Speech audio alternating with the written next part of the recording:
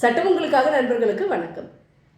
இன்றைய பதிவில் நாம் தெரிந்து கொள்ளவிருக்கும் தகவல் தாவா மனு குறித்து தான். நம் அன்றாட வாழ்க்கைக்கு தேவையான அத்தியாவசியமான சட்ட நுணுக்கங்களை பற்றியும் சட்ட விளக்கங்களை பற்றியும் நீங்கள் தெரிந்து கொள்ள வேண்டும் என்றால் சட்டம் உங்களுக்காக என்ற இந்த சேனலை சப்ஸ்கிரைப் செய்து கொள்ளுங்கள். அதன் மூலமாக உங்களுக்கு நாங்கள் பதிவிடும் அனைத்து சட்ட தகவல்களும் உடனுக்குடன் கிடைக்கும். சரி, வாங்க இன்றைய பதிவுக்குள் போவோம். தாவா மனு அப்படின்னா தடை மனு என்று அர்த்தம். நம் மூதாதையர் சொத்தாக இருக்கலாம், நம்முடைய சொத்தாக இருக்கலாம், அல்லது நமக்கு வர வேண்டிய சொத்தாக இருக்கலாம், நாம் யாரிடமாவது வாங்கிய சொத்தாக இருக்கலாம். சொத்தில் இது மாதிரி நிறைய வகைகள் இருக்கிறது. மூதாதையர் சொத்து, ஒருத்தர் அந்த குடும்பத்தில் பிறந்த ஒருத்தர் ஏதோ வெளிநாட்டிலோ அல்லது வெளி ஊர்களிலோ வசிக்கிறார் அப்படின்னு வச்சுப்போம். அப்படி இருக்கும் பொழுது அவங்களுடைய பாட்டன் சொத்து அல்லது அவங்க வம்சாவளியில் வந்திருக்கக்கூடிய சொத்துக்களை இவருக்கு தெரியாமலேயே அவங்களுடைய உறவினர்கள் சார்பதிவு அலுவலகம் சென்று பதிவு செய்து அதை விற்பனை செய்து விட்டால் என்ன செய்வது அப்படின்ற ஒரு பயம் இருக்கிறவங்க என்ன செய்யறதுங்க, நாங்கள் இந்த ஊரில் இல்லை வெளியூரில் இருக்கோம். அப்படி இருக்கும் பொழுது இவங்களுடைய பத்திரப்பதிவையோ அல்லது இவர்கள் விற்பனை என்னை விடுத்து இவங்க விற்பனை செய்வதையோ தடுக்க வேண்டும் என்றால் நான் என்ன செய்ய வேண்டும் அப்படின்ற ஒரு நிலையில் இருப்பவங்க ஒரு வகை. இன்னொரு வகை பார்த்தீங்கன்னா அவங்க சொந்தமாக நிலம் வாங்கியிருப்பாங்க, பத்திரப்பதிவு செய்திருப்பாங்க, கிரயம் மூலமாக வந்திருக்கும் அல்லது செட்டில்மெண்ட் மூலமாக வந்திருக்கும். ஏதோ ஒரு வகையில் அவங்க ஒரு நிலத்துக்கு உரிமையாளராக இருப்பாங்க.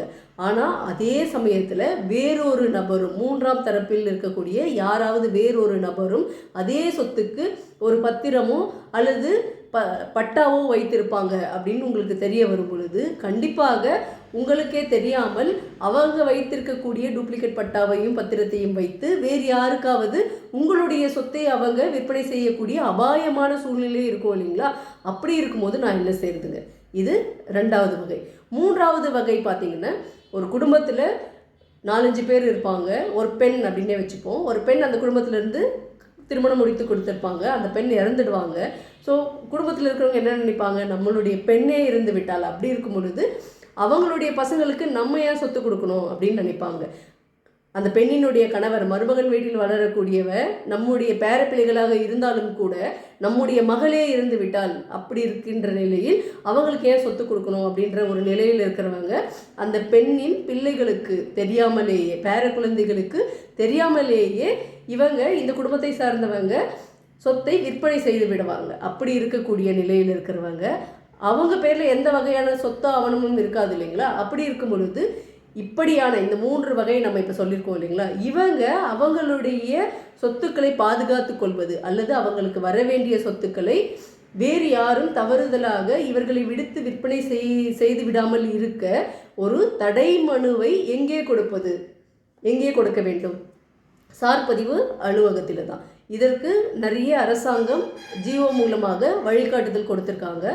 சமீபத்தில் 2018 ஒரு சுற்றறிக்கை வெளியிட்டிருக்காங்க. அந்த சுற்றறிக்கையின் படியும் என்ன பண்ணணும் அப்படின்னு நீங்கள் பார்த்தீங்கன்னா, முதல்ல உங்களுக்கு அந்த ஒரு சொத்து ஆவணம் இருக்கும் இல்லைங்களா? உங்களுடைய மூதாதையருடையது, உங்களுடையது அல்லது உங்கள் குடும்பத்தினுடையது, அந்த சொத்து ஆவணம் உங்ககிட்ட இருக்கணும்.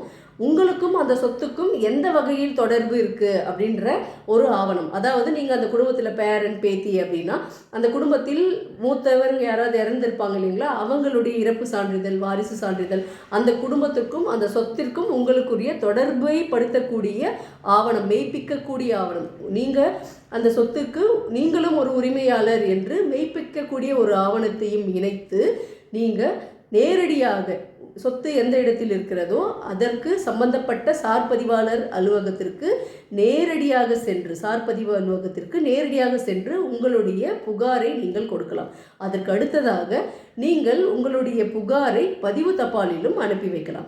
உங்களுடைய புகாரின் அடிப்படையில் நீங்கள் யார் பேரில் புகார் கொடுத்துருக்கீங்களோ அவங்களையும் உங்களையும் இருதரப்பையும் அழைத்து விசாரணை செய்து உண்மை இருக்கும் பட்சத்தில் நீங்கள் கொடுத்திருக்கக்கூடிய புகாரை ஏற்றுக்கொண்டு பத்திரப்பதிவு செய்யக்கூடாது அப்படின்று தடை விதிக்கக்கூடிய அதிகாரம் சார் பதிவாளருக்கு இருக்கிறது.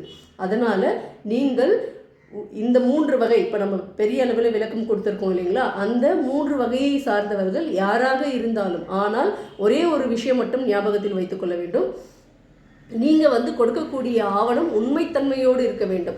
அதாவது உண்மையாகவே வேறு யார் மீதாவது பொறாமை கொண்டு அவங்களுடைய சொத்தை விற்பனை செய்ய விடாமல் தடுப்பதற்காக நீங்கள் ஒரு மனுவை, தடை மனுவை, தாவா மனுவை நீங்கள் எடுத்துக்கொண்டு போய் கொடுத்து அவங்களுடைய பத்திரப்பதவை நீங்கள் தடுத்தால் அதற்கு சார் பதிவாளரும் உடந்தையாக இருந்தால், அல்லது நீங்கள் கொடுக்குற பத்திரத்தை ஏற்றுக்கொண்டு இது சரியாக தான் இருக்குது, அதனால் நீங்கள் கொண்டு வரும் உண்மையாக யார் கொண்டு வராங்களோ அவங்க பத்திரத்தை பதிவு செய்யாமல் விடுத்தால், உண்மையாக இருக்கக்கூடிய நபரின் பத்திரத்தை பதிவு செய்யாமல் விடுத்தால் சார் பதிவாளர் தண்டனைக்கு உள்ளாவார் அப்படின்றதையும் இந்த சுற்றறிக்கையில் தெளிவாக சொல்லியிருக்காங்க.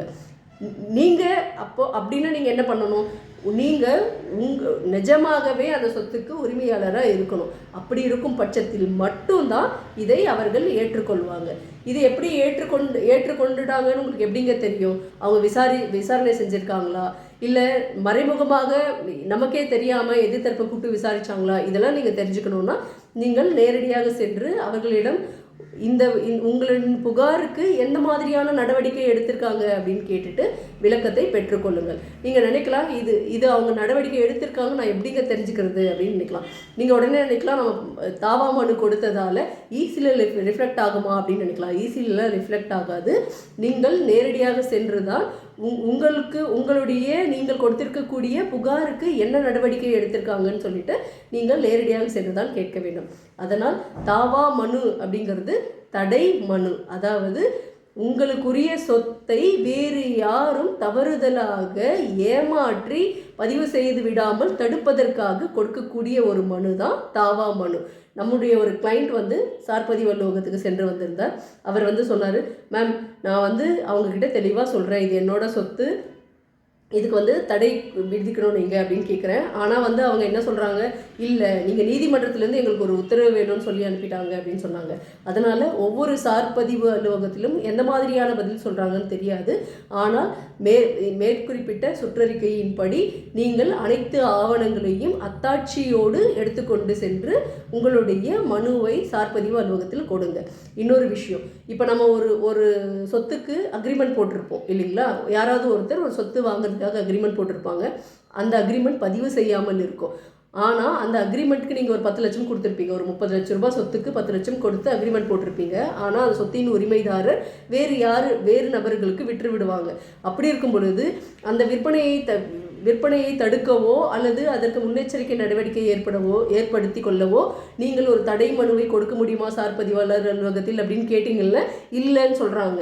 ஏன்னா 1/12/2012 விற்பனைக்காக, அதாவது ஒரு நிலத்தை வாங்குறவங்க விற்கிறவங்க இருக்காங்க இல்லைங்களா, அதாவது ஒரு நிலத்தை வாங்குவதற்காக அக்ரிமெண்ட் போடுறோம் இல்லைங்களா, சேல் அக்ரிமெண்ட், விற்பனைக்குரிய அக்ரிமெண்ட் போட்டு அந்த அக்ரிமெண்ட் ரெஜிஸ்டர் பண்ணியிருக்கணும். அப்படி இருந்தால் மட்டும்தான் இந்த சுற்றறிக்கையில் கூறியிருக்காங்க. அந்த விவரத்தையும் நீங்கள் அக்ரிமெண்ட்டை ரெஜிஸ்டர் பண்ணால் மட்டும்தான் நீங்கள் அதற்குரிய பலனை பெற முடியும். ரெஜிஸ்டரே பண்ணாத ஒரு அக்ரிமெண்ட் வைத்துக்கொண்டு நீங்கள் என்னை காப்பாற்றுங்க, எனக்கு ஒரு தடை மனு விதித்து இந்த சொத்தை விற்பனை செய்யாமல் இருக்க தடை பண்ணுங்க அப்படின்லாம் நீங்கள் கேட்க முடியாது அப்படிங்கிறதையும் நாம் நினைவில் வைத்துக்கொள்ள வேண்டும்.